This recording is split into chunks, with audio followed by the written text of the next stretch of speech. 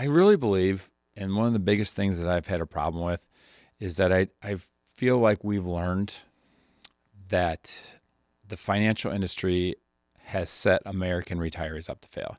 So this show is basically for people who are retired or soon to be retired. Retirement for life. Your passport to a comfortable and confident retirement. The podcast that's equal parts education and entertainment, where we break down the retirement maze with a dash of fun and a heap of wisdom from your host, Christian Sear CPA, the passionate retirement specialist and president of Sear Financial Wealth Advisors, the independent registered investment advisor specializing in the AIM retirement system. All right, this is awesome. Welcome, you guys. So, Miss Brandon, we've been working together for 12 years. I know it's been a long time coming. We've been working on this for about a year now. In Austin, you are relatively new to Sear Financial, but you're here today. So what we're going to be talking about is the Retirement for Life podcast. This show is something we're going to do for 5 years. Are you guys committed to doing this for 5 years? Yes, sir. Let's do it. I'm so excited. I'm just really excited. I saw this graph the other day. It says that it's a picture of the sun, and it shows you all the different things where you're expending your energy. And it's like, you're doing this, you're doing this. For the next 5 years, my energy is going in one direction. This show, retirementforlife.com. So are you going to stick it out for 5 years? You guys going to stick it out with me? Yep. Mm-hmm. Yeah. You can quit at any time because you're not getting paid to be here, and you can quit. And Brooke, you can come and go as you please too. Do you know how to work a microphone? We can figure it out, I think, yeah. So here's the deal. We started this firm 12 years ago, and it was because my dad, I told the story 100 times. You tell it. Why did I become a financial advisor? Well, when your dad was getting ready to retire, the 2008 financial crisis was happening, and he was talking to his financial advisor at the time and asking, what can I do? I'm losing money and I'm planning to retire. And the financial advisor basically said, he was going to retire. Yeah. He basically lost almost half of his money. Mm-hmm. There was like a 16-month period in 2008, 2007, 2009, basically 16 months in there. Stock market goes down 55%. So Austin, the guy basically told my dad, he's like, well, you were going to retire, but now you can't. Out of luck. And that was the beginning of it. I didn't like my job anyway. It was the corporate world. And so we started this, right? Yep. And then we built it. And we came up with the AIM retirement system, which I think is awesome. It's the best, in my opinion, the best retirement system in the industry, the best one I've ever seen. But we got these clients, and it's like, wow, it was fun. It was like, let me grow this, and let's grow this firm. And I don't know, how many states are we in? How many states are we in with clients? I think we're in like 14 states now. Yeah, so it was this great thing. And so everything is going well. And we were getting a lot of clients doing seminars. That was kind of cool. Helpful, giving good information. Yeah, it worked well before COVID happened anyway. But then, so 2023 happened, and it was a weird year for me. I turned 50, became an old man, right? Emma, my daughter, gets married. Mm-hmm. Okay, both those experiences were life-changing experiences for me. But then, Uncle Bill. My Uncle Bill was 94 years old. I basically know him all my life, and I put him in a home. He's, I would visit him 2 or 3 times a week. And he only lasted 4 months in the retirement home. And what made matters worse was when his wife then was diagnosed with Alzheimer's. So this weird, I don't know if what would you call that? Like a midlife crisis? Yeah, kind of. I don't think so. I just think it was like, here's what I think. I think that if one of these things happened to a person in their life, I think that they would be, it could be considered a life-changing event. Mm-hmm. Well, I think that all 4 of these things happening in a matter of months is the reason we're sitting here today. Mm-hmm. Because I basically decided that I'm 50. My aunt, who has Alzheimer's, God bless her, she doesn't remember what she had for breakfast. She's in a nursing home, and it doesn't feel like life. And I felt like, God willing, I have 25 good years. So we spent literally, to Brooke's dismay, the last 12 months toiling over the details. Brooke, we have this podcast workflow. Yep. And it's long. Very long. And it's detailed because I overthink things, right? Yep. But I've just been so excited about it. So what do you guys think this show is going to be about? Like, if if you sat back and you were explaining to your mom, like, why would your mom listen to this show? Well, we're hoping to educate people in a fun way about retirement. Make it interesting, right? Yeah. We're going to talk about that later in the guess the numbers game. We're going to make it interesting for sure. We have to make it interesting because people are not going to be watching this stuff if it's not interesting. Yeah. And Austin, like, what would you say to your dad about why he would listen to the Retirement for Life show? Definitely say to educate himself and also pass down to maybe my younger brother, get him start learning. This isn't something you can start, a few years before retirement. You can start now, even as a young kid. So yeah, I really believe, and one of the biggest things that I've had a problem with is that I feel like we've learned that the financial industry has set American retirees up to fail. So this show is basically for people who are retired or soon to be retired. And that age range we decided is what, 55 to 75? Mm-hmm. Yeah. I mean, that's basically the range of people that we want to take in this show. Mm-hmm. And I think the reason the financial industry has set people up to fail is kind of twofold. One is more than half the industry is making money by charging commissions. Yeah. Do we do that? No. No. They're not working at fiduciary capacity. So if you think about this, all your life you're spending money, but you're also trying to save money, right?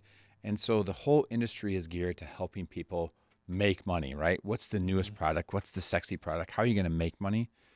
But really, when a person retires, it's not about making money. You call it your downhill planning. Mm-hmm. That's the most important part. Yeah. The most important part of your financial life is not making money $1 million on Bitcoin. It's not about building your wealth. That just comes from saving over time, right? Yeah, you're almost not thinking about it. So the industry is set up to get commissions from people and help them make money, but nobody wants to sit there and spend an hour with a person like you just did today, accumulate. How many accounts did that guy have? Oh, things were everywhere. Yeah, nobody wants to sit down and just help a person and look at their Social Security. And so the industry is set up to fail retirees. Now, here's the thing that concerns me the most about retirees. If you look at, speaking of guess the numbers game, how many $1 trillion of retirement assets do you think there are? Oh my gosh. Trillions. You got this one. I have the numbers later. 10. Yeah, that's a great guess. It's like $29 million trillion. Wow. Okay. So that's a 29 with 12 zeros after it. 40% of that is in a defined contribution plan, which is like basically a 401k. Yeah. All right. Now, this is my dad's problem, or was my dad's problem. When you are 35, the 401k is an absolute awesome way to save money. Tax deferral, blah, blah, blah. You use the target date funds. Yep. But what people don't realize is that when you turn 60, that 401k becomes an absolute detriment to your retirement, because that's exactly what happened to my dad. Yeah. And there's this false sense of security for 40% of retirement assets out there. I'm in a 401k. My employer picked it out. It's good. No, it's not good, because you could literally lose half of what you have. Now, what about the other 60% of retirement assets? Okay. So this bucket of 60% of people, what percent of those people, so you got 60%, how many of them have a financial advisor in retirement? I'll guess 10%. Go ahead. Give me a number. I'll go 15. Yeah. So it's basically like half and half. 30% are using an advisor and 30% are not. And, we're going to talk about the 5 questions to ask, the 5 topics to discuss with your financial advisor. Yeah. Mm-hmm. There's a lot of reasons why they don't have a financial advisor. But if you think about a person who, like my dad, who maybe lost 30% of his money, 25% of his money, 50% of your money, that small fee that you're paying for a fiduciary advisor, sometimes people are thinking, I don't want to spend that money. Yeah. But after you lose half of your portfolio, you're like, man, I should have. I think those people are a disadvantage. But the 30%, that leaves the people that do have a financial advisor. Okay. How many of those are working with a fiduciary? How many of those assets? Of the 30%, who's using? The people using an advisor, how many are using a fiduciary? How many of those assets are in a fiduciary capacity? 5% of those people are using a fiduciary advisor. Yeah, I'd say around there. It's about half. And so half of the people that are using an advisor are not even getting the right, what would you say, like the right service, or they're not being treated properly? Best interest for them, yeah. Mm-hmm. All right. So we said we're going to make this podcast show fun, interesting. I've been talking too long about it. 3 things we're going to do in Retirement for Life. We're going to educate.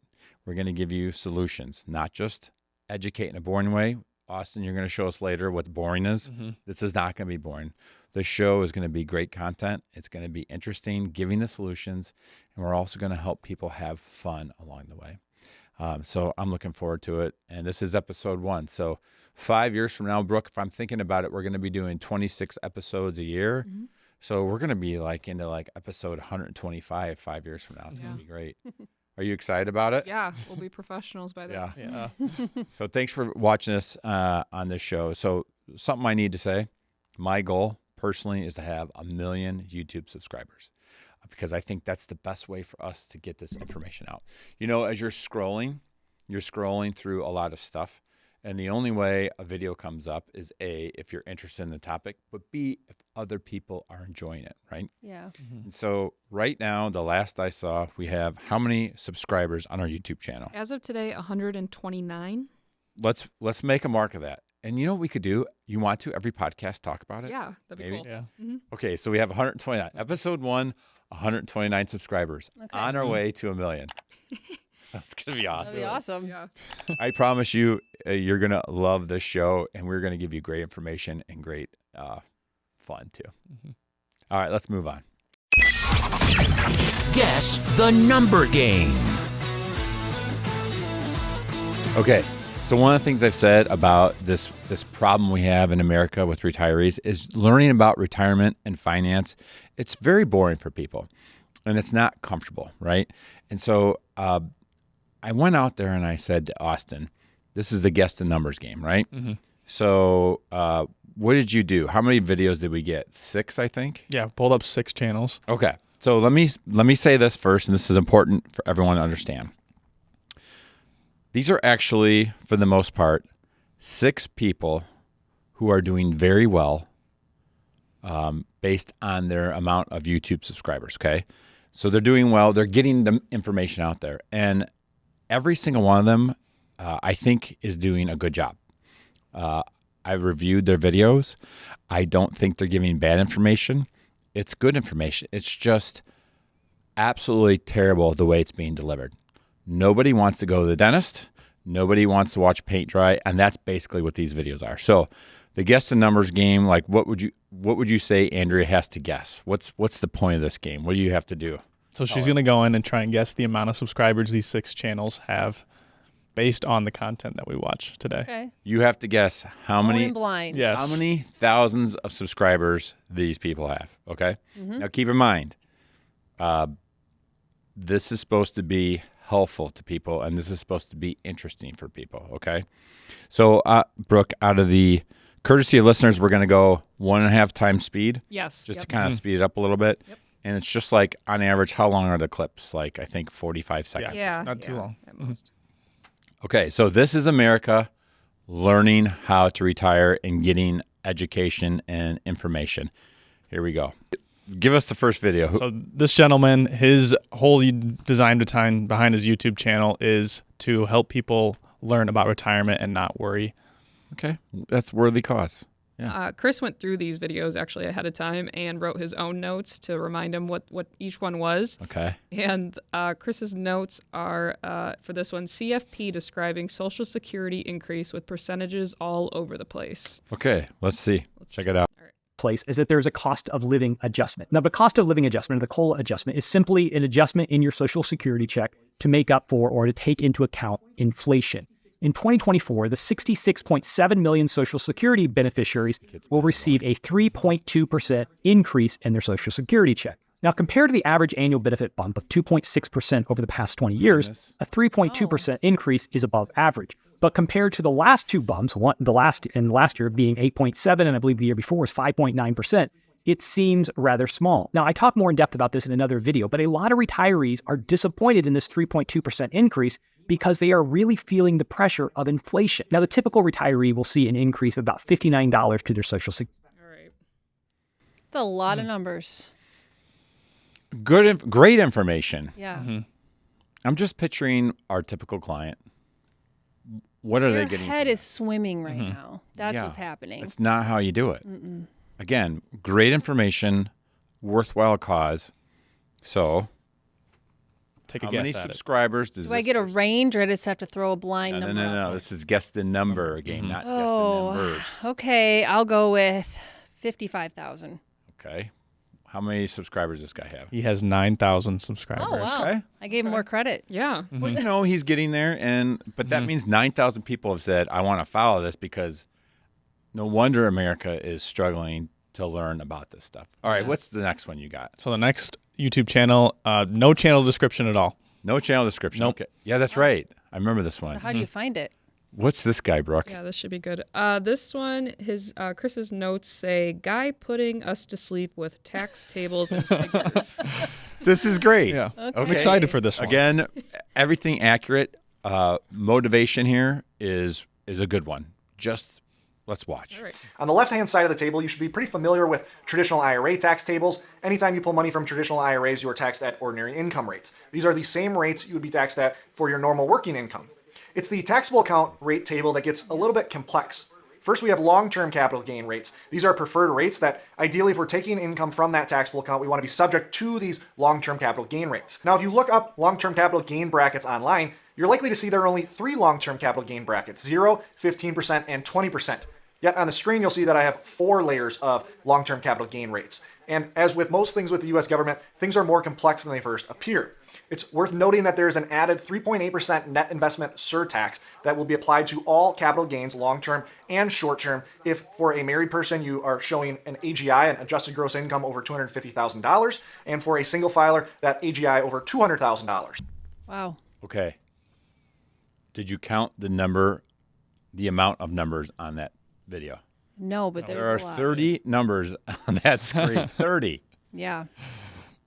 Okay. It's not, I find that confusing, Yeah, I have no even idea. though I know tax tables. Yeah, I mean, it's the 4 retirement tax tables. This is supposed to be helping America with information. So, what do you think? What do we got? I'll go with 25,000 subscribers. He has 42,000. 42,000 subscribers. So that means 42,000. Yeah, wow. All right, what's the next one, Austin? Hey, everybody, are you enjoying this video? If you are, give us a thumbs up. Do you want to stay on top of the content? Then subscribe to our YouTube channel. Your support means the world to us. Thanks for watching. So the next channel we have focusing on transitioning into retirement. Great. And he's looking to gain their trust and confidence. Awesome. Chris's notes, Indiana guy with a spreadsheet. Nothing wrong with that. Yep. Yeah, seems. I mean, who's the biggest spreadsheet guy you know? Sitting right Maybe over you. here. Right. Yep. But that's not, you don't give that to a person. You do that behind the scenes, and then you give them like the 10,000 foot, 3 bullet point approach. Watch, this is his approach. 3 buckets. Again, started with 2 million. 80,000 was our withdrawal. Same for both. Index that for inflation, 2% a year. It's just what we How did. many numbers are on this That's screen? what I did. Austin? Okay. A lot more lot than of 30. other options. Could have left at 80,000 fixed all through that. Could have done some guardrails. I'm just I went with picturing the my easier mom ones, okay? like trying to follow So this. $80,000 removed each year. Now with buckets, Or the each guy that year just you have to left our decide office, where you're right? pulling the 80,000 Already overwhelmed. from. Yeah, Okay, he's so like- that's a decision. It's a stressful decision, but you have to look at your bucket performance. If the market was down, typically I'd pull it from bucket 1 right here. So after the first year, pulled it out of bucket 1. Okay, I pulled those expenses S8, come out of bucket 1, and so every year you have that. I have nothing. Just yeah. Yeah, I mean, that's overwhelming. All right, how many subscribers does this person trying to help retirees, how many subscribers does he have? I'll go low on him, 15,000. How many does he have, Austin? 44,000, just above the last one. 44,000. Okay. It's insane. All right, what's the next one? Oh, I love this guy. Now, let me say, this guy, I remember the whiteboard. I love whiteboards. I used to do this, remember? Yes. And he just hasn't learned what we learned years ago, is that you don't want to be writing numbers down on a whiteboard. It just absolutely befuddles people. Yeah. But the reason I like this guy, he is like me. He's a CPA. Great numbers guy. He's got it. Go ahead, Brooke. Roll it. Hey, everyone. Did you know that the majority of us don't understand this finance retirement stuff? Do you realize that the average retiree does not have a financial advisor? I believe one of the biggest reasons why is because when we walk into that financial advisor's office or we pick up the phone and call that financial advisor, we just don't even know what to say. There are 350,000 financial advisors in the United States, and frankly, only a handful of them are really acting in your best interests and able to help you with a confident and comprehensive retirement. So how are you supposed to find out of 350,000 advisors the one that's right for you? About 12 years ago, I started working on the 5 topics to discuss with your financial advisor. It started out as a 3-page document, and today it is now up to 14 pages. It is, in my opinion, the best document in the industry, and why every retiree doesn't have this tool in their hand to discuss with a potential advisor or with their current advisor, giving the tools to know what to ask and giving you the answers of what you should be hearing back. This tool, in my opinion, is one of the best in the industry, and we give it away free. We have always given away free. The best way to get a hold of it is go to 5toask.com. That's the number 5, TOASK, the number 5, toask.com. 5toask.com. You give me your name and your email, and I will email this to you. It is by far the best tool that you need to arm yourself with the questions that you need to ask. 5toask.com and get the 5 topics to discuss with your financial advisor today. Amongst those 5 401k participants, and that gives an average balance of $195,500. Now, even though I'm showing you 5 balances here, I could easily have shown you 50, 5,000, or 5 million, and it would have looked very similar to this. The average balance for a 60-year-old in their 401k is $195,500, and the median balance is $61,450. So let's write these down. Average, 195.5k, median, 61,400. Squeaking. Yeah. Squeaking. It was very distracting. You know, and I sympathize with this guy because for years I made content the exact same way. And, you know, we used to have 3-hour meetings where I would literally, you know, I remember. Just write. So, okay. How many subscribers does the CPA have? I'll go with 100,000. 261,000. 261,000. I mean, he's got a following, so he's doing something right. Yeah. But I'm just thinking about our average retiree taking that in. Nobody wants to watch that. No. All right, so the point of that, again, is not to make fun of these people. These people are putting themselves out there. They're putting out good content, factual content. The piece that's missing and what Retirement for Life is all about is not being boring, and we're not going to do that, okay? We're going to be informative, educational, and fun. So thanks for the guess the numbers game, Austin. Good segment today. All right, what's next? Question of the day.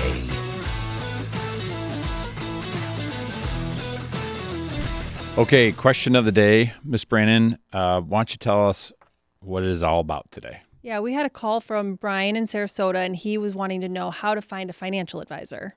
Okay, let's hear that. Roll it, Brooke. Hi, Chris. This is Brian from Sarasota. My wife and I have been retired for just over 3 years. We love your YouTube videos and watch them all the time.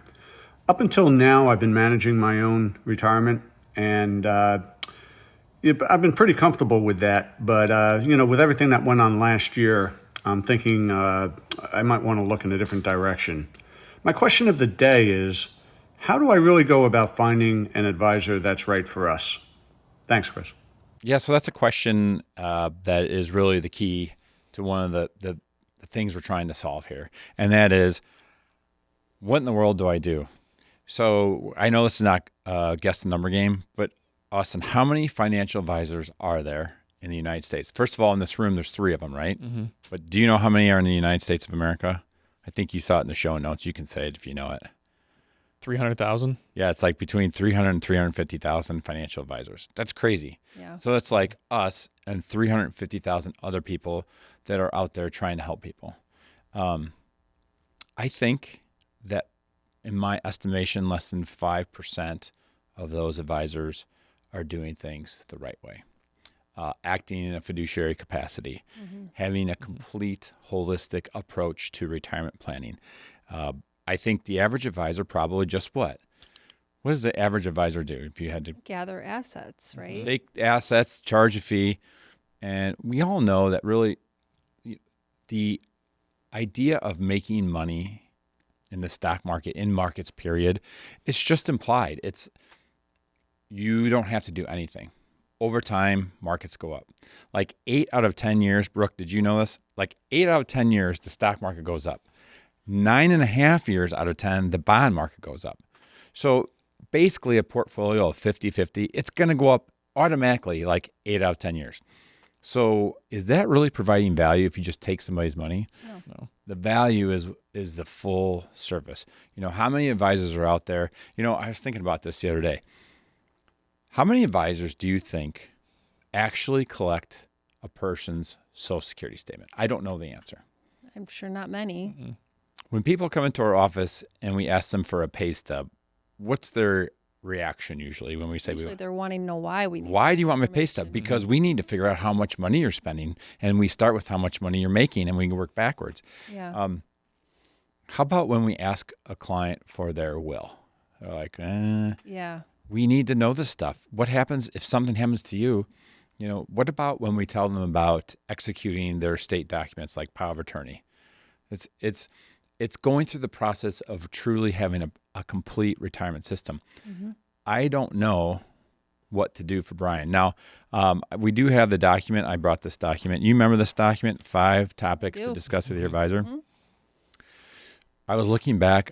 My first edition of Topics to Ask Your Financial Advisor had 3 pages. Do you know what it is now? 15 pages? 14.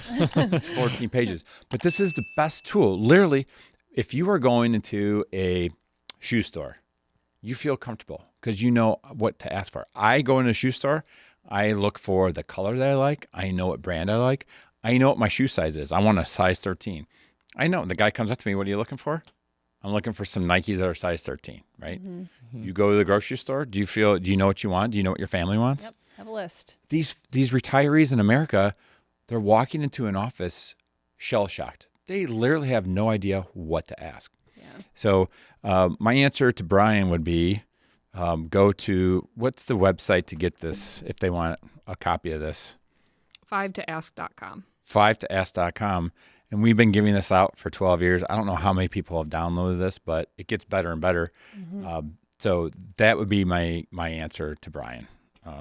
Would you add anything to that? I mean... No, I think that sounds great. This answers it has all the questions on there that they should ask, and at least gets the conversation going with an advisor. It's like your tool belt, walking in with all the tools that you need to ask, because it doesn't just give the questions, it gives the answers too. So. Right. Okay, so that's all for today's show. So here's the deal. I want to remind people, if they want to ask us a question, where do they go? Retirementforlife.com. There's a little microphone icon on there. Just leave your question there. Leave your question. We'll play it if it's a good one. And if they don't want to do that, what else can they do? They can give us a call at 877-80-RETIRE. And that is just what? Talking to somebody about what? Oh, and here's the best thing. I forgot to talk about this earlier. If you want to talk to the big guy, the big 50-year-old bald guy, we have retire15.com. Yep. Now, this is the best. I love this. 15 minutes, talk to a CPA who's been doing this for 25 years about anything you want to. It can be about a Roth IRA. It can be about your parents' estate. It can be about your husband's Social Security, or it can be about your dog. There's no blocks on the calendar. So anytime you want to talk to Chris about anything retirement, 15 minutes, put it on the calendar. You can do a phone call or Zoom. It's really easy. Go to retire15.com and we can talk. So in a summary, what was this show about today? What would you say it was about? I would say you had a midlife crisis, which led us to this. Okay. And here we are. I want to help people. Yep. I want to give back. We're going to give free information. It's going to be good. And what else would you say, Austin? Is it going to be fun? Yeah, we're going to have a lot of fun. We're going to for have sure. fun. So we'll see you on episode 2, and it'll be fun. And I think just a little teaser, episode 2 is going to be about 401ks and why they're setting up retirees to fail, and talk about a better option. So should be fun. Sounds good. And don't forget to go to 5toask.com if you want a free copy of that 5 topics to ask your advisor. It's a free tool, 14 pages. Literally the best tool you can have when you walk into a financial advisor's office, or you want to quiz your current advisor. There you go. 5toask.com. See you guys next time. Investment advisory services provided by Sear Financial Inc., SEC registered investment advisor. All content on this podcast is for information purposes only and should not be considered investment, legal, or tax advice. Material presented is believed to be from reliable sources, and no representations are made by our firm as to another party's informational accuracy or completeness.